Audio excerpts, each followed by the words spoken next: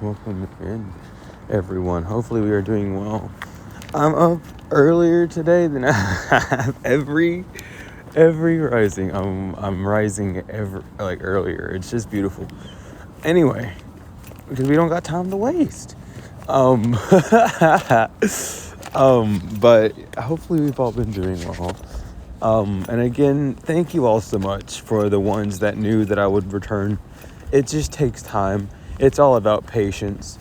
And honestly, it separates it separates the real from the fake. Or in even better terms, the ones that are ready now versus the ones that might be later will be ready. Or maybe just not their time at all this time, We can't really be the judge of that. No, only they can. But it's a good thing. It tests both me and everyone here. So thank you for walking and being on this journey and, just sticking to it. It's definitely a path that takes its time. It takes its toll. And it's something that a lot of people aren't really aware of how to walk or really what it is like to walk. And it's really just this. Me kind of being there knowing that, oh yeah, I'm here helping people. And then being forced to step away. Being forced to stop speaking. Being silenced because with all the noise, it was deafening and no one could really hear or see. So I had to step away. And now I'm back. Other than that, lots and lots of fun little activities and activations going on. Today just feels like one of those days where honestly, I'm gonna just say how it was when it came to me. And it's just, when you're just doing shit right and everything just coming, you getting gifts, you getting all sorts of things, even if you're rejecting them, right? You're still getting offers or you're still seeing offers. Whether these offers are actually beneficial to you or not, they're still being given to you. And you can see it in a lot of ways. But the two main ways I prefer to see it in is one is it's a test. It's a test of not only are you receptive to gifts, but also are you able, to say no to certain things. Some gifts might be a gift of a past addiction or a past lifestyle that you're trying to leave. And that's where you have to really ask yourself, is this what I'm receiving good for me, or is it something that I'm not desiring as a gift? And it's also seen as a sign of hey, you're moving towards somewhere. Now, whether or not these gifts are good or bad tells you where you're moving.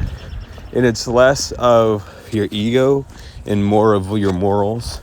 So I guess for a very blunt example, if you are a recovering alcoholic, right? And you move into a new house, you're getting new things ready, and as a housewarming gift, they bring over a bottle of bourbon for you, and you're just I don't want this. That's a gift in the sense of oh, I'm receiving this, but I need to know that this individual isn't thinking of me in a highest good. They're not thinking of me and how I'm trying to retain myself. They're thinking of how they want me to be betrayed. Not taking offense to that. Sometimes people do it unknowingly, subconsciously. Some people do it consciously and knowingly. It's just important for you to be aware that you can move.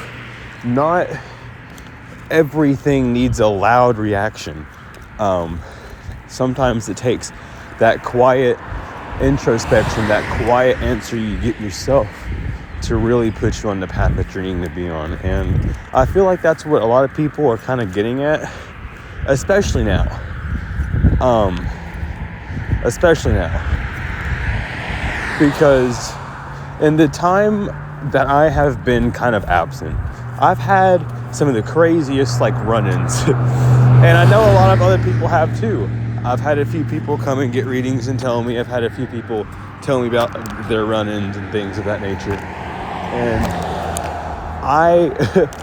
I've bumped into so many beings, so many things, so many just interesting souls and vessels that it's kind of showing those that weren't around that, or those that chose not to be around those individuals. Though people will say, oh, it's what my soul chose, you still have that free will. And a lot of times we turn down a golden opportunity due to a lack of trust or inner knowing. But it's just important to kind of see these signs and see where you're at, know and see the split that's happening.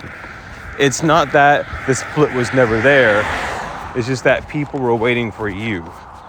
And it's not that they're waiting on you in the sense of like, oh, everything's going to be bad, but if they don't join. But it's people are waiting in the sense of they know that there is better for you. That they know that there is just a better path, and they're waiting to see if you're going to choose it.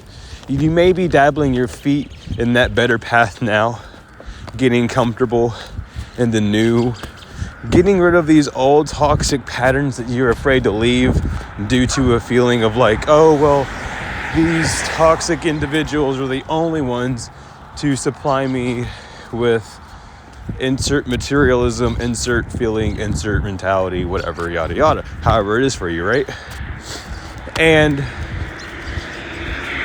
it's important to see those toxic traits, to see what's holding you there. What is the glue? And if you are the glue, what keeps you glued to them? Is it a feeling of importance that you have? Maybe you've become unbalanced and gotten too spiritual within a situation to where you now know that other person's moves spiritually and you need to back away from it. However it is, it's a learning lesson for you. And hell, for me, example, and the reason why I brought up that example of being too spiritually involved in things is due to a circumstance that I'm currently in, which is truly training for something that I am able to do and that I have been doing for quite some time. I'm just getting back into the actual ropes of it. But I said that example because that's something I'm actively going through where I was too involved. And it's about, since you've got this involved, now I have to use my own, my own mentality, my own strength to, remove myself, which I have. It wasn't as hard as I thought it would be for me personally. And it's only because I was 1000% ready to let go by the time I tried. And I was like, yeah, no, it's over, that boundary was crossed. So use that as that example for you, allowing yourself, though people make mistakes, check out their cycles. People make, repeat mistakes a lot more than they would think, if not daily, within a 3-day cycle. But just being aware of that, and as well keeping signs out for ancestors. This is sort of that the harvest reaping era, the harvest, October, November. Now we're just kind of reaping in that hibernation, soaking, sitting in what we've created and what we've done. Teaching yourself to be more receptive, not just to gifts given to people, or given from people, or gifts that you give to people, and being receptive of their response to it. Which a lot of people, I know all about that in Christmas time and stuff. Don't get me started on that. Holy. Sorry. No, but it's important to, it's important to make sure that you're in stable within that mindset, stable within that knowing, so you don't get off put, so you don't get thrown off course. I will say though, as well, it feels as well like very somber.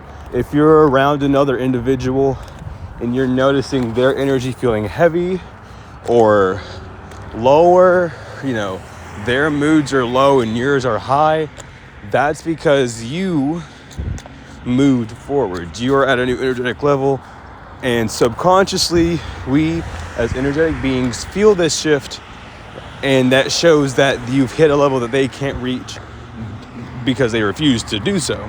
It's a matter of self at that point with raising the vibration, as we all know. So don't take offense to those things. It's not that person's fault, because if they knew what the issue was, or that it was their vibration truly, or maybe if they could accept that, they wouldn't have that sort of projection, conjection, because it's not positive at all. It is not promoting anything good. It is not giving any sort of good angle. It is conjecting. It is placing something on you that goes against what you're doing, against your actual state, intention, and being. So, just with all this in mind, it's just important to remember that people are shifting all the time. And now is the time to really focus and see and look, who are the ones that when you're around, you can smile and laugh with? And who are the ones that you're shut away from? And maybe you're shutting away very quickly. And you go, well, this is rude. Let me not shut away so fast. Let me open back up, And you're doing that to test waters. But you have certain individuals in your life that,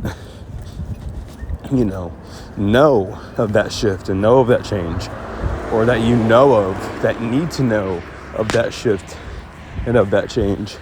It's being aware of those things moving forward. And it's just to drop these people. It's just to let them go. And when I say drop, I always imagine the whole crow and eagle. You've ascended too high. They can't breathe. They're getting, instead of them fainting, it turns into aggression. It turns into narcissistic behavior. Me. What about me? They feel forgotten. They feel left behind because they see you and all the people gravitating towards you and where you're gravitating towards and the people you're gravitating towards. And it makes them feel left out, that they could have done that work, but they didn't. So keep an eye on that. Also, ascension symptoms out the roof. Some of y'all might not actually be sick. Some of y'all's lymphatic systems are probably just drained the hell out. I know mine is. I ain't sick. I wouldn't be walking out here in the cold if I was sick. I wouldn't be walking, period, if I was sick. I'd be inside. Oh, Lord. But no. That's what's important to kind of keep in mind, is just seeing that those things and the ascension symptoms. Excuse me, get back on that. The ascension symptoms, headaches, head throbbing, third eye throbbing, the ocular visual space that's about 3 inches into your frontal cortex and about 2 inches out from it. Maybe spiraling when your third eye feels like it's going around your head. That's just you getting attuned to the energy field around you more. We have the common cold symptoms, the upset stomachs, the emptying of the bowels, the lightheadedness, lightness, a lot of things that make you feel dizzy, just general like that, vision impairment, things of that nature. Just be aware of those things. Take it easy, rest up, hydrate, stay warm. And if it's warm where it's at, stay cool. But I love you all so much. If you are needing any services from spell work to spell crafting to sigils, seals, to readings, to one-on-one work, shamanic healings, psychom, which is Egyptian healing, anything of these natures, be sure to email me. The big cartel website that I have is back up and running. Only 5 services still, because I don't have money to pay for the site, but I have it for free again. So you can go there if you want to also get services. But regardless, I love you all so much. Free Dr. Malachi Z. York. He is an innocent man. He is coming home. All of his books are in the Google Drive link in the description. Regardless, though, I love each and every one of you so much. Excuse me. I just said woo. I do.